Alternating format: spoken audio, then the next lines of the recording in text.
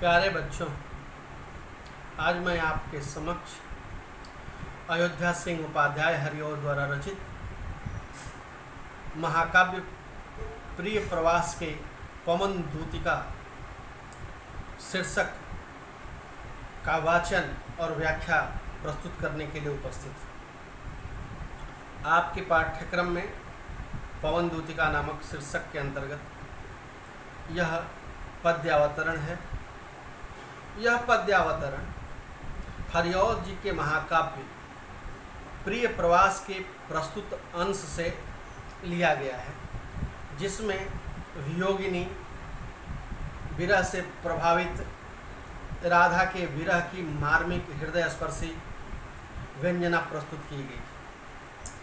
संस्कृत काव्य परंपरा का अनुसरण करते हुए राधा ने पवन को अपनी संदेशवाहिका दूती बना करके कृष्ण के पास भेजा है और वह उससे निवेदन करती है कि वह उसको दुख को, उसकी याह को, उसकी वेदना को, उसके कष्ट को, उसकी टीस को, उसके हृदय की मनोव्यथा को कृष्ण के सामने प्रतीकों के माध्यम से इस प्रकार प्रस्तुत करना कि उन्हें उसके दुख की, उनकी व्यथा का आभास उन्हें भी हो जाए। वह निवेदन करती है, ऐ हवा, ऐ पवन दूतिका, तुम्हारे पास मुख तो नहीं है, लेकिन तुम अपनी क्रियाकलापों से कृष्ण को यह बतला देना कि आपके अभाव में राधा किस कदर व्याकुल है, कितनी दुखित है। इसकी मार्मिक व्यंजना तुम अपने क्रिया व्यापारों से कृष्ण को करा दो। पद्य इस प्रकार है। बैठी खिन्ना एक दिवस में, वे गेह में थी अकेली, आके आंसू दृग जुगल में थे धरा को भिगोते। आई धीरे इस सदन में पुष्प सदगंध को ले, प्रातः वाली सुपवन इसी काल बात आई। बैठी खिन्ना शब्द है खिन्न, लेकिन कवि एक अभिनव प्रयोग करता है।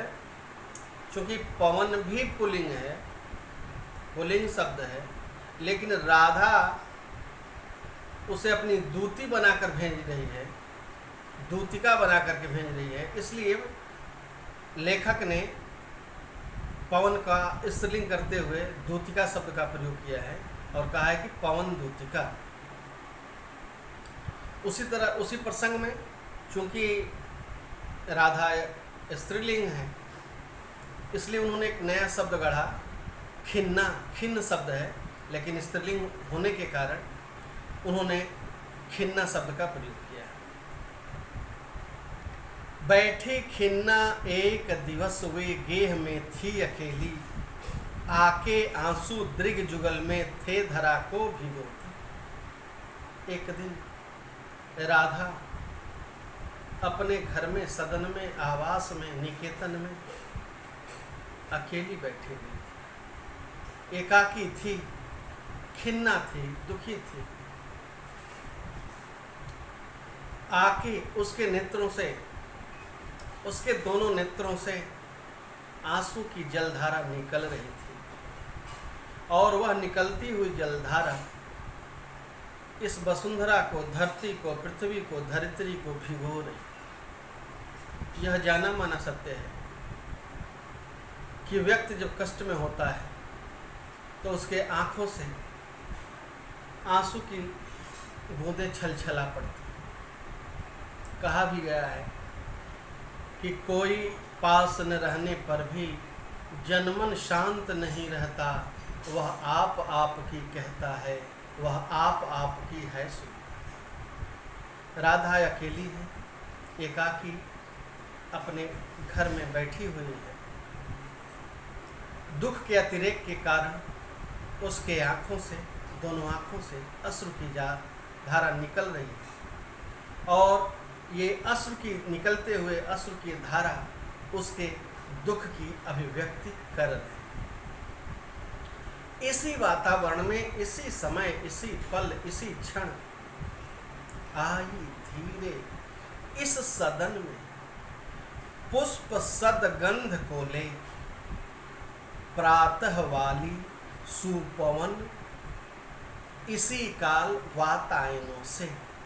शब्द पर ध्यान दिया जाए। जब राधा घर में अकेली थी, आंखों से आंसू निकल रहे थे, धरा भींग रही थी आंसुओं से उसके, इसी समय इस सदन में, इस घर में पुष्प सदगंध, पुष्पों की सदगंध, सुगंधित सुवासित सुगंधित पुष्प को लेकर के, सुगंधित पुष्प की गंध को लेकर के प्रातःकालीन हवा, सुपवन वातायनों से, इसी क्षण वातायनों से, खिड़कियों से प्रवेश करे। देखिए, प्रातःकाल की जो हवा होती है ना, उसको सुपवन कहा जाता है। हवा बही सुख देने वाली, शब्द का प्रयोग कवियों ने कहा है कि सुख देने वाली होती है प्रातःकाली। क्यों? अब देखिए, इसको कह रहा है कि पुष्प सदगंध को ले। वायु की 3 विशेषताएं मानी गई, हवा की 3 विशेषताएं मानी गई। एक तो वह शीतल हो, मंद हो और सुगंध से भरी हुई। इस प्रकार से विशेषताओं से युक्त जो हवा होती है वह सुपवन कहलाती है, पावन हवा कहलाती है। और प्रातःकालीन हवा में यह तीनों विशेषताएं पाई जाती हैं। शीतल, वातावरण ठंडा रहता है प्रातःकालीन, इसलिए जो भी हवा चलती है उसमें शीतलता रहती है। मंद, प्रातःकालीन हवा धीरे धीरे बहती, जो शरीर को आनंदित कर देती है। तो दूसरी विशेषता भी प्रातःकालीन वातावरण में मिलती है हवा। तो शीतल, मंद और सुगंध। सुबह सुबह प्रातःकालीन पुष्प खिल जाते हैं और हवा इन पुष्पों को, इन सुगंधित पुष्पों को स्पर्श करते हुए जब घर में प्रवेश करती है तो वह हवा भी सदगंधों से युक्त हो जाती है। सुगंधित हवा घर में प्रवेश करती है। तो हवा की 3 विशेषताएं, शीतल, मंद, सुगंध, और ये तीनों विशेषताएं प्रातःकालीन हवा में पाई जाती हैं। इसलिए प्रातःकालीन हवा को सुख देने वाली हवा कहा जाता है। सुपवन, सुंदर पवन कहा जाता है। संतापों को विपुल बढ़ता देख के दुखता हो, धीरे बोली सदुख उससे श्रीमती राधिका योग। देखिए, अगर कोई दुखी होना, कष्ट में होना, और उससे आप पूछिए उसकी दशा के बारे में, तो उसका कष्ट और बढ़ जाता है। वह और फफक कर रोने लगता है, रो रो कर, सिसक कर अपनी कहानी को सुनाने लगता है। संतापों, प्रातःकालीन हवा जब खिड़कियों से राधा के घर में प्रवेश की गई, तो उसका जो दुख था वह और बढ़ने लगा, तीव्र गति से बढ़ने लगा। धीरे से दुख में थी राधा, इसलिए उसने हवा से धीमी गति से बोला। राधा ने हवा से धीमी गति में बात की और बोली, प्यारी प्रातः पवन क्यों मुझे है सता। कह रहे कि हे प्रातःकाल सुपवन, तुम मुझे क्यों सताती हो, क्यों परेशान करती हो, क्यों तुम करती हो, क्यों मुझे कष्ट देती हो, क्यों मुझे वेदना देती हो, क्यों मुझे करुणा से भर देती हो। क्या तू भी है कलुषित हुई काल की क्रूरता से। कह रहा है कि मेरा समय, काल की क्रूरता, काल माने समय, कह रहा है कि मेरा समय ठीक नहीं, दुर्दिन चल रहा है, कृष्ण मेरे पास नहीं है, घर में अकेली, आंखों में आंसू, और ऐसी विपत्ति के समय ऐ प्रातःकालीन हवा, तुम सुगंध के साथ धीमे से बह करके एक ऐसे वातावरण को सृजित कर देती हो जो मुझे बहुत ही कष्ट दे रही। लगता है कि तुम भी कलुषित हुई हो काल की क्रूरता से। समय तो मुझे परेशान कर ही रहा है, क्योंकि मेरा समय दुर्दिन है। तुम भी इस तरह से बह करके मुझे परेशान कर रही हो, दुख दे रही हो। आगे अपनी बात को स्पष्ट करते हुए कहती है, मेरे प्यारे नौ जलद से कंज से नेत्र वाले, जाके आए न मधुबन से न भेजा संदेशा, मैं रो रो के प्रिय विरह से बावली हो रही हूँ, जाके मेरी सब कथा श्याम को तू सुना दे, जो ही मेरा भवन तज तू अल्प आगे बढ़ेगी, शोभावली सुखद कितनी मंजु कुंजे मिलेंगी, प्यारी छाया मृदुल स्वर से मोह लेंगी, तुझे हो तो भी मेरा दुख लख वहाँ न विश्राम ले। कह रही कि ये हो अय मेरी संदेश वाहिका हवा, तुम मेरे प्रिय कृष्ण के पास चली जाओ। उनका स्वरूप कैसा है? मेरे प्यार बड़े प्यारे हैं। नौ जलद, नौ नया जलद, बादल के लिए जलद शब्द का प्रयोग हुआ है। और एक बात आप ध्यान रहे, जल के प्रवाची में अगर आप 10 शब्द का प्रयोग कर दें तो वह बादल शब्द का पर्यायवाची बन जाता है। अगर जल के पर्यायवाची में आप धी शब्द का प्रयोग कर दें तो वह समुद्र का पर्यायवाची बन जाता है। और जहाँ पर द और धी शब्द लगा हो वहाँ से इन शब्दों को हटा दीजिए तो वह शब्द जल का पर्यायवाची बन जाता है। तो यहाँ जलद, नवजलद कृष्ण जो अवस्था को है, इसलिए यहाँ इस शब्द का प्रयोग किया गया है नवजलद। से कंज, कंज माने कमल, से के से नेत्र वाले, कह रहे हैं कि मेरे प्रिय कृष्ण नवजलद, बादल का रंग जो जल से भरा हुआ बादल होता है वह श्यामता लिए हुए सांवलेपन में होता है, काले रंग का होता है। तो कह रहा है कि मेरे प्यारे कृष्ण भी श्याम रंग के बादलों के समान, कमल के समान नेत्र वाले, जाके आए न मधुबन से और न भेजा संदेशा, प्रिय मथुरा चले, यहाँ से गए लेकिन न गए, चले गए लेकिन वहाँ से न तो आए और न ही उनका कोई संदेश आया। मैं रो रो के प्रिय विरह से बावली हो रही, कह रहे कि मैं जब से मेरा उनका साथ छूटा है, जब से कृष्ण हमसे अलग हुए हैं, विलग हुए हैं, तब से मैं उनके वियोग में इतनी दुखित हूँ कि पल पल तिल तिल क्षण क्षण में रोती रहती हूँ। मेरे आंखों से अश्रुधारा रुकने का नाम नहीं लेते और मैं कृष्ण के अभाव में, अपने प्रिय कृष्ण के अभाव में बावली हो रही। बावली, मेरी हालत पागलों के समान हो गई, पागलों की तरह हो गई। जाके मेरी सब दुख कथा श्याम को तू सुना दे। ऐ हवा, तुम एक काम कर, मेरी एक मार्मिक अपील है तुमसे, निवेदन है कि तुम मेरे दुख को, मेरे कष्ट को, मेरी मनोव्यथा को प्यारे कृष्ण के पास जाकर के सुना दे। तुमसे मेरा यही निवेदन। जो ही मेरा भवन तज तू अल्प आगे बढ़ेगी, शोभा वाली सुखद कितने मंज कुंजे मिलेंगी, प्यारी छाया मृदुल स्वर से मोह लेंगी, तुझे हुए तो भी मेरा दुख लख वहाँ जान विश्राम लेना। कह रहा है कि तुम जो ही मेरे घर से कुछ कदम आगे बढ़ोगे, तुम्हें रास्ते में बहुत शोभा वाली, बहुत सुंदर सुंदर, अतीव सुंदर, जिन्हें देखकर तुम्हें एक अलग प्रकार के सुख की अनुभूति होगी, ऐसी सुंदर सुंदर लताएं मिलेंगी, छोटी छोटी झाड़ियां मिलेंगी, जिनकी शीतल छाया तुम्हें आकर्षित कर लेंगी, अपने मोह पास में बांधने का प्रयास करेंगी।